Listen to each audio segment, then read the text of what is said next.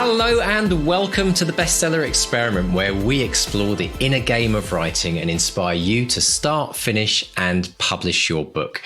I'm Mark DeVoe, and this week I'm treating you to the best of the Bestseller Experiment. I've delved through and handpicked my favourite shows of the 500 plus that we've done of best-selling authors who have collectively sold over 1 billion books. Who's it going to be this week? Let's run the show. Welcome back to the Bestseller Experiment, Lord Grimdark himself, Mr. Joe Abercrombie. Hello, Joe. How are you, sir? What an introduction. Thank you. It's wonderful to be here. It truly is an honour and a privilege for both of you to be in my presence once again. I was going to say, Joe, last time you were on the podcast, Mark had literally wrestled you to the ground. It was bustling. There was noise and there were people squeezing past and it sounded like plates clattering. And today, look at where we've all got to. Isn't this incredible? Like, we have upgraded to the beautiful, comfy confines of a Zoom room. It's just absolutely brilliant. Well, that's where everything happens now, the Zoom room, right? Absolutely. I mean, there are no more groups of gabbling people because they're all responsibly socially distanced.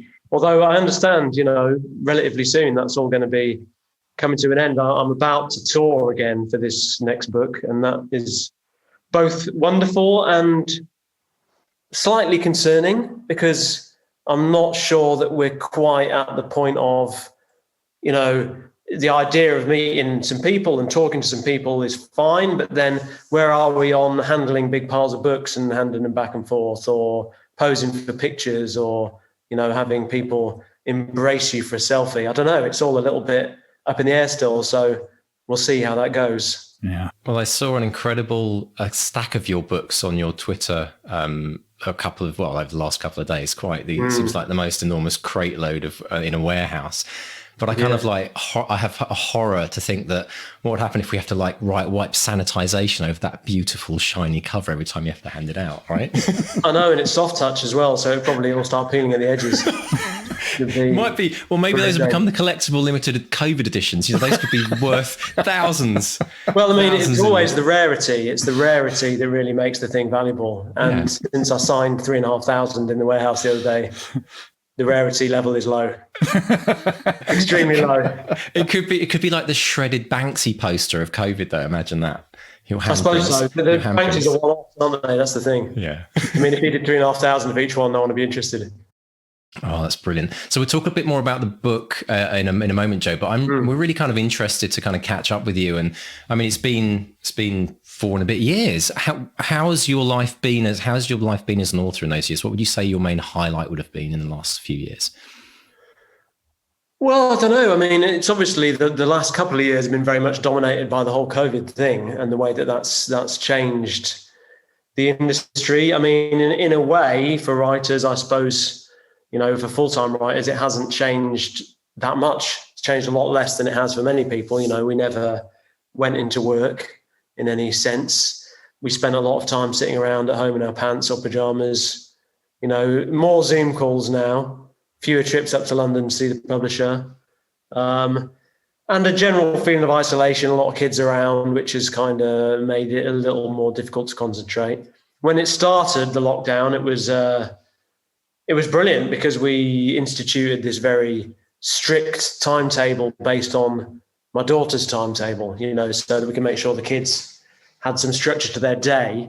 And that had the paradoxical effect of making my day massively more structured than it had been for years. And I got huge amounts done for a few weeks. And then gradually the wheels started to come off the wagon and it became a little bit harder to make progress. So it's been weird. I guess the highlight in a way is just coming up this month because I've been working on a trilogy for the past 5 or 6 years, 2 or 3 years drafting it and kind of getting a very rough draft of the whole thing, and then publishing the 3 books a year apart. And so the last couple of years have really been getting the books out there, and the last one's out in a month or so. And so that's the culmination of this period of work, I suppose. So it'll be nice to get that out there, I hope, and see the uniformly ecstatic and positive reactions to the readers, because that's what you expect, Absolutely no negative reviews or reaction. Well, absolutely. That's what I'm looking forward to. Yeah, I think that's you put it out there, Joe, and it happens, right? It's Exactly. actually quite interesting because you've been using on your Twitter. I've been noticing how you've been posting up. Is it daily? You pick up one of your favorite 5-star reviews and you post it up. Well, yeah. I mean, it started off with 1-star reviews, Right? mostly, and it still is relatively frequently. But I started to realise 2 things. First of all, it felt a bit one-noted to only do the 1-star reviews. You know, what am I saying by only doing the 1-star reviews? And secondly, it started to encourage people to post 1-star reviews. Well, I was going to ask if that had happened. Yeah. What was your favorite kind of Rick rolling 1-star review that you got that was actually put up there on purpose by a fan? Well, it's hard to say because rarely would they say, "Oh, and I hope he posts this." You know, there were a couple where it was clearly put up in an effort to kind of catch my attention. But I think, you know, generally it would be impossible to separate a joke, ironic review from a serious one because they get a bit ridiculous anyway, right? I mean, there was one that said something along the lines of, you know, violent and horrible. That's the last time I asked the ladies at the library for a recommendation, you know? which is ridiculous enough to make you wonder, could that really be someone who's been outraged by the ladies at the library's recommendation? Could it really be, or is it someone just taking a piss? Very nicely judged if it was someone. Beautifully done. If that was you, someone listening, please own up and tell us. Brilliant. Absolutely brilliant. Now, let's take you back to like the first time you're on the podcast and we were talking about, you know, bestseller dominance very early on in the podcast where we were really excited to kind of delve deep into that. Right. One thing I'm really interested to ask is with all the success that you've had, Joe, and this incredibly loyal, brilliant fan base that you've built up. I mean, it's amazing just like looking at how they respond on Twitter and the like. But what have you found over the last kind of 4 years in terms of how you kind of recalibrate what you want to do next? Like, because I know this is you're probably living the dream now. I'd say, like, if we went back, say 10 years, would you say you're living the dream? Well, it's hard, isn't it? Because living the dream is always kind of banal, you know? I mean, on one level, yeah, you know, I'm published in lots of languages and lots of countries, and there are people hungry to read my books. And so it's kind of beyond your wildest dreams on one level, because I started writing in the middle of the night for my own amusement and never really imagined anyone would be interested. You have this weird schizophrenic thing as a writer, I think. On the one hand, you think, this is completely silly nonsense. No one will ever be interested. And on the other hand, you think, I am the combination of the best elements of Hemingway, McCarthy, and Tolkien, and I will set the world aflame with the sheer power of my words. You know, you have that schizophrenic thing. And so you're both sort of shocked that anyone's interested and dismayed that you're not number one on the bestseller list for weeks and weeks and weeks. You know, so there's always going to be headroom. There's always further places to go. And I suppose, you know, if you're a venomously ambitious sociopath as I am, your eyes are very much fixed ahead on the next goal, the next world to conquer. Like Alexander the Great, me and him have a lot in common, I feel. And so, you know, you're never kind of satisfied, and you're always thinking about the mechanics of the next step. You know, I find that with writing, you have to break it down into tiny stages. Because if you look at a book or like a huge trilogy and think, right, I've got this huge trilogy to write, it's paralyzing in its scale, that task. You know, so you've got to break it down and say, today I will think about this character. Today I will plan this chapter. Today I'll write a paragraph. And big things are made of little things. You know, you break it down into steps. And so I think you're always, you know, you're looking at the bit of the path right in front of your toes, not the mountaintop ahead. And that encourages a kind of feeling of never really thinking, oh, where have I come from? You're not looking back to where you started any more than you're looking ahead to where you're going. You know, you're focusing on the minutiae. So I don't suppose there's this sense of living the dream, really. There's just this sense of, oh, I've got to respond to that email. Oh, you know, I've got to sign a couple of books. It's tasks to be done. And there's always the feeling of, you know, you tend to be looking more at oh, where's my next step? What's my next improvement? What's the next big thing? Will this book do as well as the last? You're always worrying about maintaining where you are and trying to move forward. Then you are thinking, wow, here I am in the, and there's the natural thing as well of, for every writer will probably recognize this. Whenever you talk to anyone who's not part of your publishing circle or, other people within the sci-fi and fantasy realm, say, no one will ever have heard of you, ever. Yes. It's extremely rare. So when you talk to someone at a party, they never know who you are, and they'll always say, it follows a predictable course, the conversation, which is, oh, what do you do? And you say, oh, I'm a writer. And they're like, oh, exciting. Are you published? That's the first question.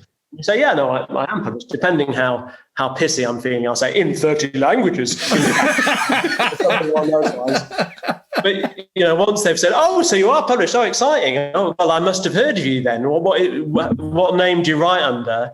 And you say, oh, Joe Abercrombie. And they just look at you blankly like, well, I haven't heard of you, But of course, most people haven't heard of many writers. They've heard of Stephen Sheldon and Clive Cussler and those kind of big front of W.H. Smith's type authors, but anyone less well known than that, they've never heard of. So you've always got the kind of humbling effect of no one ever having heard of you.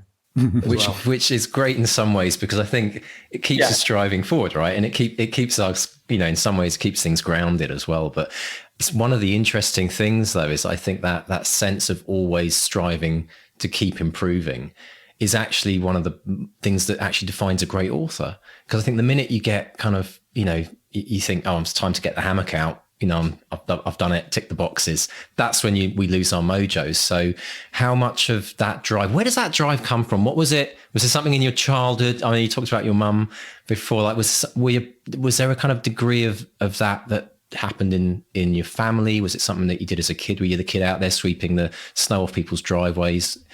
That would require more public spirit than I fear I possess. Just terror. I mean, just terror, isn't it? Just fear. And fear of failure, I think, is always a powerful motivator. But I suppose, I was brought up, my mother as an English teacher, we've talked about her a bit in the past, and, she had me thinking about books very early on in quite a sophisticated way, both on the macro level of plot and character and on very much on the micro level of language and how you achieve a certain effect and what the author's going for by the way they write, the words they pick, the rhythms they use, the structures and so on. So I've always been very interested in kind of the detail of language and how things are put together. But I think, you're always trying to some degree to move forward. I mean, I think it's difficult when you've had any degree of success. There's always a big inertia, a kind of gravity towards doing something similar and something that will work for the readers you've already got. So writing another of those books you did last time is something that there's always a big attraction to. And at the same time, you're conscious that writing something radically different can be very dangerous and potentially career ending. There's always you try to balance those two things. On the one hand, you don't want the acorn to fall too far from the tree. You want it to work for the readers you've got. You don't want to suddenly quarter your readership because quite apart from any financial concerns, it's a big part of your assessment of whether a book worked or not is, does anyone read it? If no one reads it, is it any good? You want to be read. And so you want to write a book that people read, but at the same time, you do want to push yourself and stretch yourself. And, it's very easy to just become a repetitive pastiche of yourself and write the same book over and over. And I think all writers, or most writers, do to some degree write the same book over and over. They have styles of character and concerns they kind of constantly circle and come back to. But it's about kind of trying to keep that as fresh as you can and to push yourself to try different styles of character, to try, different ages of character, different classes of character, different genders, and keep trying to stretch yourself and try different things, different styles of plot and so on, so that, you stay fresh. I mean, I think as well as readers, we might read the whole oeuvre of a writer in a couple of months. You discover an author, you get really into them. Maybe they've written 10 books and you blast through them. You're like, wow, I love those books. I could read those forever. But in fact, that moment comes quite quickly when suddenly you're like, I'm bored of that. And for authors, you spend a year on each of those books, maybe. So whereas the experience of a reader is a week and you're out and you're hungry for more, for the author, you spent a year and you're probably sick of the sight of those characters and that idea and that whole setting. So it's nice to keep moving and stretching yourself. I feel you've got to do that. Yeah. Well, let's talk about the new trilogy, which you've capped off with The Wisdom of Crowds, third book, and it's the Age of Madness trilogy. And sort of ties into everything you were saying just now. It's set in the same. Oh, that's the US cover, is it not? US cover, yeah. Okay, cool. When I'm ever talking to British people, I get the US cover out because it seems exciting and different. And if I'm talking to Americans, yes. And it's set. The trilogy is set in the same world as your previous books. It has a lot of characters overlapping, but you've jumped forward in time to a kind of industrial revolution. So you've got this wonderful mix of fantasy and battles and magic, but you've also got social commentary, factories, workers revolting against the upper classes, that kind of thing, technological revolution as well. What were your, you talked about doing something a bit too different. And funnily enough, we had Steve Kavanagh on a couple of weeks ago, and he was saying his big breakthrough came when he said, I'm going to write something that people actually want to read, which is what you were saying, that sort of commitment to the reader. So you've already got a big reader base there who have an expectation. So you suddenly shift things around. It's a bit more industrial. It's your books have always had a strong sense of exploring moral grey areas and stuff like that. But this feels very political with revolutionaries and what have you. Was there any trepidation going into this series because it has that shift? A little, yeah. I mean, like you said, it is in an established world. I've written 6 books in that world. So there's a lot of characters, there's a lot of water under the bridge, a lot of relationships and history and stuff to draw on, which is mostly an advantage, though also a bit of a kind of weight to bear to get things right and make sure you pay things off satisfactorily and so on. But it's generally a good thing. But as you say, the idea was to push the time period, I suppose, the inspiration forward a little bit. I've always been a bit frustrated by fantasy books that, feel like they take place in this medieval sandbox that never changes and has been 1,000 years of wizards and swords, And I like a world that feels like it's shifting and changing and in the kind of constant painful flux that our world does. And so the first trilogy I wrote in this world had the kind of rise of the merchant class as the backdrop a little bit. So it's kind of a period of social and economic upheaval up to a point. And the Industrial Revolution felt like the next big thing to take on. And so that was the concept right from the start. And I suppose a certain level of politics is baked into that. There's a lot of class conflict that you can't really avoid if you're tackling that subject matter, rich versus poor, innovation versus conservatism, So there's definitely a political element to it and a sort of set of dramas that are inherent to the setting. And that was what excited me about it. I suppose I was a little concerned that I think with fantasy, there certainly is a part of the readership that likes their medieval guys in furs stuff. And once you deviate too far from that, they maybe get a little peeved. And so I think I have been losing a few guys in furs enthusiasts for a while now. And I definitely lost a few with this. I mean, perhaps not so much because of I think a combination of the technological advancement, the sort of some of the politics and the presence of women. So there's quite a lot of female characters, quite a lot of central female characters. And so there's definitely quite a few reviews that go along the lines of, I really enjoy female characters, but... Oh. And then, you know what you're going to get, roughly. So, but then you've got to push yourself, and maybe you gain readers in other places, or you deliver something that wasn't, readers who hadn't enjoyed your previous stuff because they felt it wasn't, ticking certain boxes for them. Maybe this is their favorite thing of yours suddenly. So, you lose some readers, you gain some. I think you've got to be bold and try new stuff up to a point, but then you're always going to be a little worried that it won't work for some people. And it always won't work for some people. You know, nothing will be beloved by everyone. And, you know, they always say, go and look at your favorite books online, you know, go and look at the reviews for Blood Meridian or look at the reviews for Pride and Prejudice or whatever it may be. And you will see lots of bizarre 1-star reviews for everything ever. So you can't take it too seriously. No, definitely not. And we always say that the more 1-star reviews you have, in theory, the more 5-star reviews you have. So that's always a good thing. I think one of the things that interests me, Joe, is with regards to, like, you talk about making change. I mean, I've come from the music background, and I always think for people like who go off on one, you know, they go from like heavy metal to new jazz. But the thing about you as an author is it's always Joe writing, isn't it? And I think so. There's always that core consistency, regardless of what the surroundings look like. It's still you writing, and so I think there's less risk in some ways of, like, you know, losing an entire fan base because you know if somebody tries writing something completely different. But you mentioned, and tying into the last interview you did, you talked about your mum said that probably the best tip you'd ever heard from anyone was this idea about, is it true? And so do you still feel that, you know, as long as you're true to what you're writing, you know that the reader will come along with you?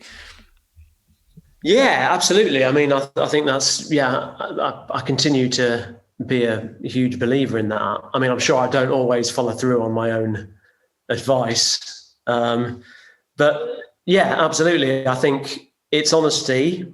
It's kind of the voice of the characters. That's the key thing for me in a way. And that's what I respond to as a reader. You know, I respond to books where I feel like I'm hearing a voice I haven't heard before, where I'm talking to a person I've never met someone like that before, where they have a way of thinking about things and viewing the world and communicating that I would never have thought of myself. You know, that's what I respond to, that kind of authentic, believable, unique voice. And so that's what I aim for, you know, when I'm writing myself. And to me, if you've got great characters and a powerful kind of authorial voice, then not that plot and world and things of that kind are entirely unimportant, but you can have a pretty boring plot, a plot where very little happens, a world that's not terribly differentiated, and with fascinating characters, it's still fascinating. Whereas for me, boring characters will always be a boring book, regardless of what else you've got going on. So voice and that kind of, the characterization is paramount always. What are your writing dreams? Finishing that book? Quitting the day job? Becoming a best-selling author? Since 2016, we've interviewed and studied the advice of over 500 best-selling authors who've collectively sold over 1 billion books. And in the Bestseller Academy, we've incorporated powerful and proven strategies for success, inspiring fiction and non-fiction authors just like you to reach new heights and write their best book ever. Ready to take your writing to the next level with accountability, craft, coaching, and the most inspiring and exclusive community of like-minded writers?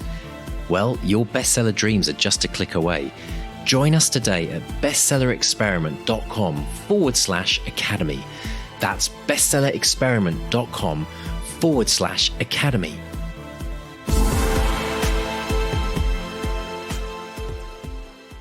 I've got some listener questions, Joe. Shall we dive into those?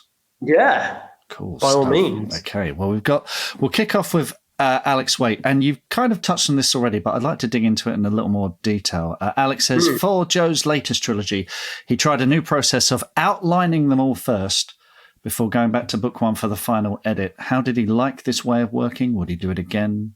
Was it too much work? Now, because I remember with the original trilogy, at least, I remember you expressing regret that you got to the third book and there were things in book one that you wish you could go back and change. That's where this came from, wasn't it? Well, partly. I mean, I think it was partly an attempt to sort of recreate the circumstances under which I'd done the first book, because I wrote The Blade itself, obviously, as a hobby, completely without any notion that it would ever be published necessarily, with no one to answer to, no time pressure. I just did whatever I wanted. And then I started looking for a publisher, but by the time I found one, I was halfway through the second book. And by the time the first book was published, I was getting towards the end of the third book, I think. So I sort of had that luxury of rethinking the first book a bit, with the benefit of knowing where I was going. Although I think you're right, there are certainly details that, looked at again, I would do differently, And so it seemed to me that if I was going to try and write a coherent, 3-book series that really was one story rather than kind of 3 linked stories, I really had to write the whole thing first, or at least, draft it pretty well, so that I felt like I can't really write a good start until I know what the end's going to be, because the two have got to match, they've got to line up. And experience has taught me that, you can plan, or I can, and then the plan goes wrong. Yes. As Mike Tyson has it, everyone's got a plan until they get punched in the face, right? Well, Helmuth von Moltke, I think, said, no plan survives contact with the enemy, in a slightly more academic style. So until you've written it, you don't know, really. And so you've got to write it. And so I felt like I had to draft it. But also, experience has taught me as well that from a publishing point of view, from a commercial and business point of view, there's always this pressure to get the next book out there. And usually that results in a scramble towards the end where things are a little bit unsatisfactory, and maybe you miss the date by a month or two, and then it becomes difficult. Maybe you have to shift the publication date by a month or two, and that's all a bit frustrating and less than ideal. So I felt like creatively it would be great to have a draft finished before I really came to rewrite that first book. And it also put me in a very, confident position, because I wouldn't be writing that book thinking, oh God, is this going to work? Oh God, is this going to work? As I always am. I'd have got to the end of a draft and I'd think, okay, I have the shape here. I can see it'll work, So creatively, it was the right thing to do. But commercially, once you've got that draft, you can say, all right, now, when's the best time to publish the book? What's the best schedule to publish all 3? And if we decide to publish them yearly, which was kind of the decision in the end, publish them in September, then having finished all 3, I know, I can't write a book a year, but I can edit and revise and polish a book a year. And so I knew I'd be able to get them ready for those dates, and we'd hit those dates without loads of panic. Booksellers would know they were coming, the publisher would know they were coming, and we could kind of rely on them appearing at the right moment. Obviously, the pandemic then happened and kind of slightly threatened to scupper our plans, though in the end we did stick with it. So, I mean, it was brilliant to do, and it was kind of vital to do. And I don't think I ever really considered doing this another way, but obviously it was great. I had support from my publisher, from my editor, Gillian, chiefly, who sort of agreed with me that was the best thing to do. And that meant waiting a while for that first book, of course, but it felt better to, have 2 or 3 years without publishing anything, and then be able to bring them out regularly and kind of build it in the way we wanted to, rather than, drop them whenever they happen to appear. Not quite perfect. I'm interested in that gap, because there were, like I say, a couple of years where there was no Joe. There was no new Joe. Was there? Certainly, because I was at, it was because I was at Orion at the time. It's like, where's the new Joe coming from? And I'm sure there were lots of readers like that as well. Was there any kind of fear that you might lose momentum, you might, lose some readers to, God forbid, Scott Lynch or someone like that? So was there... Yeah, of course. I mean, there definitely was. I mean, it's easy to see writing as a zero-sum game, like you say. You lose a reader to Scott Lynch. Well, I'm sure me and Scott Lynch have a lot of readers in common. And just because someone goes and reads Scott Lynch doesn't mean they won't come back and read one of mine. And in fact, it possibly makes it a bit more likely they will, because there's a whole set of writers who are kind of talked about in the same breath, who appeared at the same time. And I think we've all benefited from the fact that we, it draws more attention to the genre as a whole when you've got a set of writers all working together and kind of doing hopefully interesting things at the same time. So there was a bit of worry that you're out of the game for a little while and you fade away and are forgotten, and that does happen. But then it happens when people are publishing all the time as well.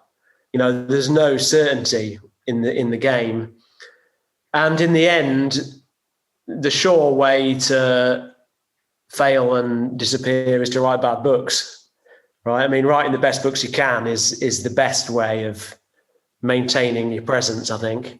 And as I say, I felt like the chance of kind of success for the 3 books as a whole was best if they were published in this kind of regular, timely way after a break. You know, if I was writing something like a detective series where each one is its own entry in a kind of potentially endless series, you'd drop them regularly a year, 2 years. You wouldn't be as worried. But I think when it is that very much builds and interrelated very tightly, you're better off leaving a gap before and a gap after, but getting the series out in as timely a way as you can. So, yeah, I mean, there were concerns for sure, but I still felt like it was the best thing to do. And, you know, you have the luxury of being 10 books in and being, you know, reasonably well known. You feel like you'll stay around enough. You'll hang about like a bad smell enough on the strength of your backlist and the books that are out there, that when the new one appears, people will still be ready for that to, you know, they'll be excited for that and ready to pick it up. And then you'll live or die on the basis of that book. You know, I don't know how much the goodwill never goes that far, I don't think, for anyone. So, you know, you can't be dropping bad books ever. But still the best option, despite that slight concern. You're always going to be worried and concerned for every book you put out. Will that be your modus operandi moving forward then? Is it going to be like, okay, so I'm going to do a trilogy again, another couple of years where there's no new books from me? Because I got to say, I mean, it's been great having one a year back again. And if people get used to the idea, is that how it's going to work from now on? I mean, I think if I was writing another big trilogy, that's probably how I'd try and do it. But then with the Shattered Sea ones, say, I didn't do it that way. You know, I did them a book at a time. Because they're more self-contained, it was easier to do that. So I think it just depends on the project, really. And I'd probably write standalone books as well that were, you know, single books where there wasn't the same scale. And the scale is sort of, it's hard. You know, it's hard to deal with. It's big. It's complicated. The great thing about that sort of project is it gets faster as you go along. So there's a lot of work that goes into the first book and getting the characters set up and the whole thing moving. And then once you've done that tough job with the first book, the second 2 are much, much easier to write, is generally my experience. So starting projects is often the hardest part. If I was writing a big trilogy like that again, I'd do it the same way, but I won't be doing that soon, I don't think, because it's such a big commitment and something you've really got to work your way up to, and you've got to be in the right place in other ways to kind of take that on. So I think some smaller, more self-contained projects first, please. Cool. I think it benefits to read it like that as well, because you know, we're going to be at Waterstones on the 17th in a couple of weeks, and I'd read the first one and then I picked up the second one, and you have a very handy bit at the beginning, what went before, and I got about 3 pages into that and thought, sod it, I'm just going to read the first book again, which I've done, and gone straight into the second book. I'm about halfway through that, and then I'll just keep reading, and they work as a piece. They so work as a piece, as, you know, to be enjoyed and completely get lost in as one big trilogy. So I think that certainly in that feeling of having continuity of tone and story and pace and everything else, that has really works. Really works. Oh, nice. Thank you. Yeah. More listener questions for you. I got one from Dylan O'Cassidy, and Dylan says, Symmetry plays a big part in Joe's books. Does he plan this all out beforehand, or is it happy coincidence as he writes? For example, Logan Ninefingers is introduced falling off a cliff, and then he ends a trilogy falling out the window. And then he has mentioned a name, which I don't want to mention in the new trilogy, but someone severely injures their leg, which is similar to Glockta. Is that something that has come out of the let's do 3 books together, or do you see opportunities for Symmetry and pounce on them, or is it something you plan ahead? I mean, I think some of that you've got to plan ahead, or you can't really do it. Some of it is stuff that you stumble upon as you go and think, oh, that works. That there's an echo there that works. And some of it is kind of happy accidents that you then pretend you'd planned all along when someone brings them up. So a sort of range of the three, but I love, patterns and shapes and balance and mirror images and full circles and things of that kind. So I always end up doing a lot of that, kind of almost despite myself anyway.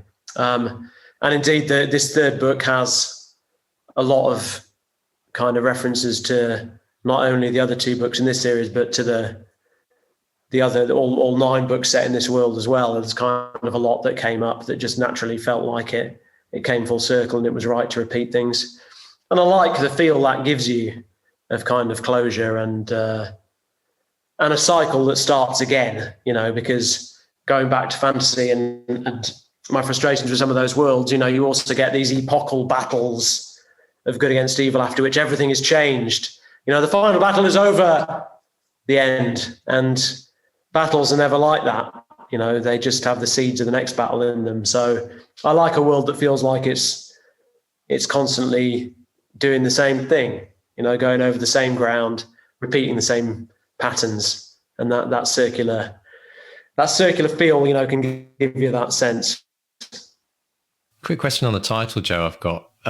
Wisdom of the Crowds. Is that a nod to COVID? Well, it's interesting. I mean, no, not at all, because COVID kind of happened long after this book was written.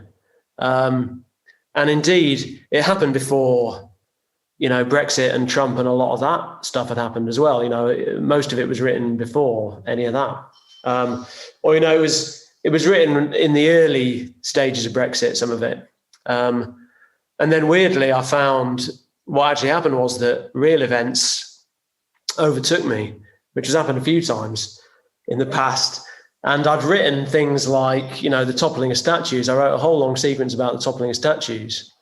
And then there was all that stuff about Colston's statue in Bristol, obviously.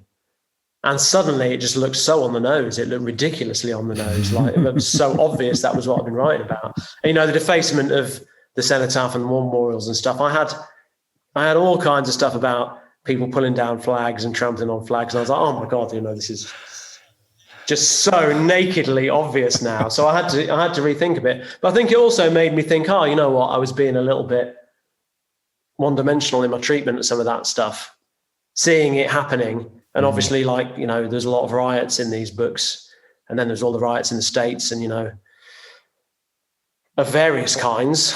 It made me look at those in a bit more detail and think, I need to be a bit more nuanced, a bit more thoughtful about what I'm saying, what I'm doing with these. So it was a weird thing where real events had kind of overtaken me, and then they gave me an opportunity to rethink a little bit what I'd written. So it was written before the events, but then modified slightly in reaction to them. But yeah, Wisdom of Crowds, it was called something else originally. And then that was a chapter title in the book. It just started to suit the book more and more. My editor had said, I'm not sure about the title that we'd picked. How about this? And I was like, no, that's terrible. What are you talking about? And then, of course, as always, the months passed. And every time I thought about it, I thought, oh, that does work, actually. And then it started to work better and better. And then, it was like, she's right. Again, as always, right? In Gillian we trust. It's interesting in The Trouble with Peace as well. There's a union and in danger of breaking apart, and people are scrabbling around for votes as well. And it's like, if this was published 10 years ago, it's fantasy, of course. Okay, let's. Got a question from Andrew Guile, who says, in what way does Joe think his writing has changed since The Blade itself? And what tricks have you learned along the way to enrich your prose? Tricks, Joe. Are there any tricks? The tricks. If only there was a trick, right? Yeah. I think in a lot of ways it hasn't changed that much. It certainly has changed a bit, and the process has changed a bit. The fundamental approach is still much the same. And, it comes back to that thing of trying to develop a sort of distinctive, vivid voice for every character, and to make them as different and differentiated as possible, and to really feel like you're in the head of the individual whose point of view it's written from at all times, and to be more interested in the emotional experience of being in their shoes than some kind of technical description of what's going on, if you like. So that's really what the approach has always been. And I think it remains very much that. And, you know, the overall kind of, it's point of view writing written from 6 points of view. Age of Madness is very similar. I mean, consciously quite similar to First Law in the way that it's done. I mean, if there's been a change, it's that I achieve a better result much more quickly. I used to go over and over and over everything that I wrote as I was writing it and spend, you know, the first hour of every session going over what I'd written the night before, right, and rewrite. And, you know, I was kind of learning how to do it by endlessly going over and revising. And these days I tend to smash out a first draft much more quickly. And that first draft is much better and more workable. So I think I'm much more efficient than I was in the way that I work and the way that I revise. But I don't know that it's changed immensely. You know, I don't necessarily, well, I look back at especially my first book is a little rough around the edges at times, but that's also part of the charm in a way. And I kind of sometimes read that book and, you know, partly I think, oh, I could have written that better. I would have cut that. I'd do it differently. But partly I also think, oh, I wish I had that kind of exuberance, you know, and tightrope, you know, the tightrope walker who doesn't bother looking down, you know, that I had then because I didn't care, you know, it was just having fun with it. So I slightly miss that as well. So I don't think it's really changed immensely in a way. There are millions of little things that I've kind of learned. And I suppose the big lesson is that, you know, I learned writing my 4th book, which was kind of my difficult second album, Best Served Cold. I was massively unconfident and doubting writing that because it was the first thing I'd done. You know, it was a new project that I wrote as a, you know, existing writer with some level of expectation and, you know, rather than developing ideas I've had for years and years, it was something new. And I'd expected I'd just get better and better and quicker as I did writing the first 3 books. And in fact, I just came to a lurching halt on the buffers when it was new characters and, you know, a new style of book. So that was horrible, that experience. And I thought, man, this is it. I'm done. And then it kind of came together over time, you know, sitting in front of it and working at it and getting to the end of it and then revising it. I kind of worked out, okay, I knew what I had to do to make it work. And then up to the point of making it work. And it turned out actually fantastic, though I say so myself. So now, you know, the experience of that meant whenever I feel like I've got a disaster on my hands, which is all the time, I kind of have the faith that it will turn out okay. So I still doubt and worry, but it doesn't feel apocalyptic in the way that it used to. I think that's the lesson. You can always fix anything, you know, you can always rewrite anything, you can redo it, you can chuck it away, you can redo. And so that's I think the lesson. It's super awesome hearing that, Joe, because it's so important for other writers to hear that, because we hear that so much. Even though no matter how successful people are as authors, we hear that so much. And I love the fact that you're so honest and open about that and real, you know, talking about being real in your books, being real as an author, because other authors, it's the thing that inspires authors the most when they hear people like you saying, yeah, it's still hard. And yeah, I thought this was going to crash and burn. And so I think that's brilliant that you can verbalize that and make it real for everyone else and normalize it, I think, for every author as well, which is awesome. I've always felt the more you take the kind of magical thinking out of writing, the better. Yeah. The more you see it as a banal task, fruit picking, bricklaying, plastering, you know, it's just a task. The fruit picker can't turn up and say, I'm just not feeling it today. You know, I'll come back tomorrow, I'll try then. He just keeps going. And I think as a writer, you've got to try and look at it the same way and just think, you know, it's not magic, it's work. And indeed, the magic happens when you're working. Right? The magic doesn't happen as you on the fainting couch waiting to begin. You know, the muse visits the guy who is at the desk And so it's important to be at the desk should she drift by the window. So Excellent. that's two potential episode titles there, one after the other. Thank you very much for that, Joe. I'm always on the lookout for those. You mentioned POV earlier. I love this question from Josh Atkinson, who says, "What is Joe's process for creating unique voices for POV characters, especially when they've never been introduced before, like the chapter Onwards and Upwards from The Heroes?" Which is, by the way, just as an aside, whenever anyone, because we have the Bestseller Academy, lots of people wanting to write, a lot of people wanting to write fantasy and saying, how do I write battle scenes? And I always point them to The Heroes as an example of great battle writing. So just to say there. And Josh says, these kinds of head-hopping chapters feel very cinematic. Are they influenced by your editing days? So you've POV characters, particularly characters who just maybe day player characters just come in and out of a scene. You do make them very, very real and vivid.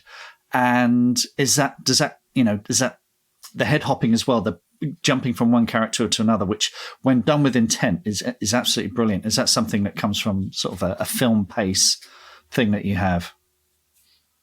Yeah, partly, I think. I suppose how you go about it, I said take all the magical thinking out of writing, but now I'm immediately going to say there is a certain magic box element to this, in that sometimes characters just come out fully formed and they work straight away. And sometimes they don't. Sometimes they take a lot more work and development. And it's a combination of things, I guess. I mean, it's a sort of, a lot of which is more instinctive than it is conscious. But it's as with dialogue or anything else, how a character talks, how they think. You try and pick a rhythm and a structure that seems to work for that character. So, if they're a quick thinking, not terribly intellectual person, you might aim for simpler vocabulary and lots of contractions and shorter sentences and shorter paragraphs. If they're intellectual and pompous, they might have, very elaborate word choice and elaborate structure and long run-on sentences and use semicolons and stuff of that kind. So, I mean, there's basic and obvious things like that. But generally speaking, I tend to begin by just writing in my own voice, relatively neutrally. And as I'm going, certain things will work and seem to suit that character, and I'll start trying to introduce that more. And often that includes kind of repeated phrases or patterns of thought that seem to suit that character well. And certain things won't work, and then you'll start chiseling them out. So, and your concept of what the character is will shift as you're doing that, and you'll start to fix on certain things. Are they someone who is very moved by what people look like? Are they observing people's expression? Are they trying to get at people's thoughts? Do they not care? Are they very self-obsessed? They're thinking about themselves all the time, Are they a general who's endlessly thinking about the ground and how he'd situate an army on that ground because that's his kind of obsession? Or are they, a socialite who's thinking about the social aspects of something and gaining advantage within a group, how they might work that? So it's sort of a trial and error thing as well. You're endlessly revising and going over chapters and trying to pull out what works and cut away what doesn't until you achieve you get to some kind of essence of what the person's like. And sometimes it's rounds of editing where you'll pull out all the chapters from a certain point of view and go through all of those together in an attempt to sort of get your head into that way of thinking and that way of looking at things. And, you could just keep going over those to really try and distill down. If they're a character who doesn't use long words, you try and pull out every long word and find a different way of expressing it. And you're also looking for more arresting and more interesting things, where you might have used a rather bland descriptor. They raise their brows. I use eyebrows a lot. Loads of eyebrows. My first drafts are just eyebrows all over the place. Eyebrows up, eyebrows down. And then, where you've got an eyebrows, you think, okay, what can I put here that is unique to this person or to this setting or to, is there something physically about them that is some feature? Do they do something? Do they have some trick, some mannerism that I can use that gives more personality and more kind of uniqueness is an awful word, but let's use it on this occasion. And just make everything as distinct and vivid as you can. And so it's it's constant revision. The head hopping thing, I suppose that wasn't something that was in my repertoire right from the start. So I used that in the heroes. It just seemed to be the way to tell that particular scene. And because the heroes is a very big picture thing that doesn't focus as much on individuals, it focuses on the kind of system of the battle, the chaotic scale and scope of the whole thing. It made sense to follow a lot of individuals through. And it was a way to both see a lot of the people involved and the range of people involved and the range of their attitudes to warfare and to heroism, which was kind of the subtext of the book.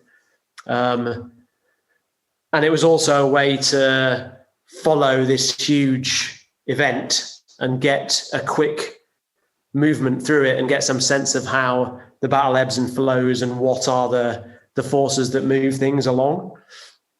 And it just seemed to work really well. And, I guess it played to my strengths in the sense that I'm quite good at creating a sense of a character quickly. And so to do that in sort of little flashbulb moments with lots of different people just worked well. It was one of those moments where it was like, this works. And I've then continued to overuse it ever since. I was going to say, it's in A Little Hatred, isn't it? There's a social gathering and you bounce from one character. But what I love about that is you're taking characters that you've fallen in love with in completely separate, and these people could be at loggerheads, and you think of that, are they going to hate each other? I mean, when you have someone like Ricker meet Savine or whatever, it's just joyful seeing these two completely different people come together and actually quite like each other, and two worlds collide. So no, that was huge fun. Absolutely brilliant. And Joe, just testament to what you've created here. I want to just big picture macro moment as well. When we started this podcast, we kept hearing people going back and back and back time and time again to listen to the interview that you did with Mark.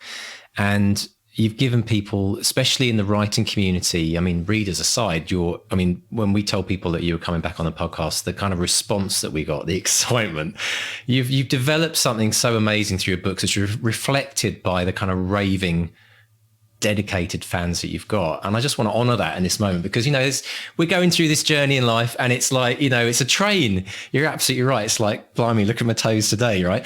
But just a kind of macro moment, like, to just enjoy the part of your journey in your writer's life that you are right now, because what we see from the outside is just this incredible group of fans that you've created, and it's testament to everything you've talked about, all the real effort you put into your writing, the editing and everything like that. And so really just a thank you for the inspiration that you give to the writing community as well, because we really have been trying to push on this podcast this idea that it's all about, it's not just the work that we do and the books we write and the fans that we get.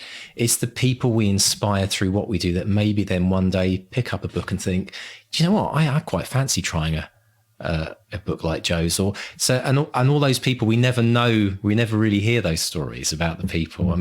Just to acknowledge and honor that as you continue this journey, just to keep looking at your toes and heading forward. And we have a very important question, Mark, haven't we? From Julian Barr.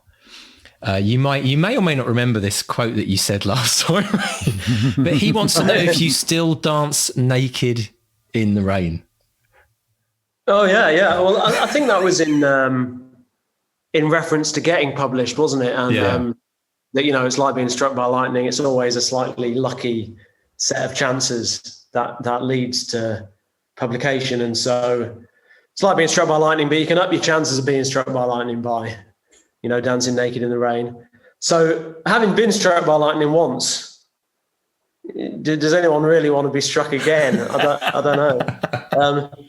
That's the time to stay dry. I suppose if I wrote something that was totally off the wall and new and different, that might be the time to run out into the rain once more. But luckily, not necessarily in the short term. Brilliant stuff. And Joe, just what's down the road for you over the next 6 to 12 months? Well, good question. I'm writing a new thing, book-wise. I said that you always hate whatever you're working on at the time. And that applies to this as well. The whole idea was to write something joyful and energetic and exciting and silly that I could have fun with and, wouldn't feel like work, that I could do in between other stuff that I've got going on. And within about a chapter, it was becoming a difficult grind again. And now I'm slightly paralyzed in the middle of it. And I think my plan, you see, was to smash through a draft of it in much the same way as I had with Age of Madness. But in fact, I think I've reached a point where I need to just go through and redo a lot of what I've done already and get a better sense for what's there before I move forward. So I'm just taking my time with it, and we'll see what happens. It's a new world and a very different thing from what I've done before. So we'll see how that goes. But I've got a load of other bits and pieces going on as well in the film and TV realm. I'd like to ask about that because you got involved with the third best Terminator film. So do you want to talk about that and your role in that? Yeah, I did. Only sort of very peripherally. I was in a writer's room with a set of other science fiction writers mostly, and Tim Miller, the director, and James Cameron, funnily enough. There were 8 of us, I think. So there were a set of other sci-fi writers in there, just doing kind of ideas, throwing ideas around for what a new film might contain. So that was an interesting experience, for sure. Because it's your idea, I've forgotten the name of the character, it's the blonde woman in it. Grace, yeah. Yeah, you had a key idea about her, didn't you? Yeah, it was kind of my character concept, or in theory it was anyway. But we all sort of pitched various stuff in, and then they went away and they wrote it. They ended up with something very different from what anyone's idea had been. I want to make the Terminator out of meat. That was my big idea. I was like, metal Terminator, liquid metal, whatever. I mean, the problem with liquid metal, right, is there isn't any in the past. You got the liquid metal in the future, you send it back to the past, and you've got there's limited resource. Once the liquid metal's gone and knackered, that's it. So what you want is to make Terminators out of what there is in the past, not what there is in the future. What is the past full of? Meat. Yeah. So make the Terminator out of meat. I want to go back to kind of body horror. And you could go beyond meat in the future as well when we all move beyond that direction. Meat. Beyond meat. Yeah, the name of my approach. So not all my ideas fell on fertile soil, let's put it that way. But, that's the whole point of those things. Yeah. Everyone just throws out lots of nonsense and you see what sticks. Well, if you're chatting to Jim Cameron anytime and he wants to come on a podcast, he's welcome. I mean, I'm sure we could squeeze him in, couldn't we, Mr. D? I mean, sure next time, we have drinks, I'll bring it up. Lovely. And actually, do you know what? I promise the next time I talk to Jim Cameron, I will talk to him. Thank you. Thank you so much. Brilliant. Okay. Any day now. We do have some other listener questions. Maybe I can squeeze them into the Waterstone. I do have one from our mutual friend, Lisa Rogers, copy editor at Supreme, who says copy editors in the business. She is, yeah. And she says, if Gillian Redfern is Joe's Baez, does that make Lisa his Ural Sulphur? That's not at all a bad metaphor, actually. Yeah. I think probably so. A kind of slightly sinister, occasionally terrifying, ruthlessly competent person. And if you're on their right side, then they're great to have around, but don't get on the bad side. Yeah, timelines with Lisa. That's And she says, when the movies are made, who would he like to see cast as the plucky copy editor? So who could play Lisa? Cast as the plucky copy editor? Yeah. I can imagine Gal Gadot doing a good job as the copy editor. She'd be great. Or cool. someone on that. Maybe Charlize Theron could have that mixture of grit and beauty that a strong copy editor needs. Yeah, excellent. Excellent stuff. Right. Excellent stuff. So if people want to find out more about you, Joe, joeabercrombie.com is the website, and @Grimdark, is that your Twitter handle? What if they want to find out less about me? Well, yeah, absolutely. Then I turned off long ago. At Lord Grimdark. At Lord Grimdark. Lord Grimdark, thank you. Yeah. Let it never be said that I'm not a genuine lord. Excellent stuff. And if you want to get a copy of Joe's book, Wisdom of the Crowds, and if you haven't even read the Age of Madness trilogy, rush to your nearest library and do not ask the librarian. Get down to your bookstore and buy a copy for yourself. Absolutely. Definitely. Joe, it's been such a pleasure having you on the show, and we wish you every success in the future moving forward as well. Always a pleasure, guys. Thank you very much for talking to me. I appreciate it. Good luck to all the would-be writers out there. Brilliant stuff. And Mark, just to finish off, people can find us on social media. Yeah, we're on Bestseller. If you're new to the show and you've enjoyed it, you've got hundreds of episodes to go back and listen to with folk like Joe and Joe Hill, Sarah Pimborough, Michael Connolly, Ian Rankin, all sorts of amazing authors.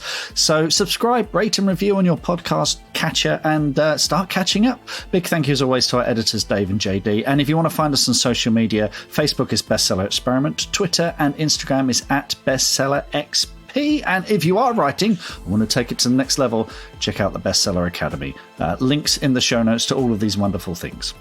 Brilliant stuff. It's goodbye from Joe, 1. And it's goodbye from Mark, 1. And goodbye from Mark 2. Goodbye, everyone. Goodbye. Bye.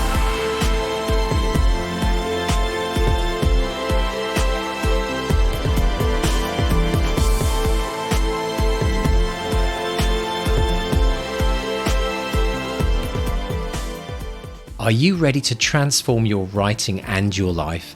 Join the 200-word challenge today.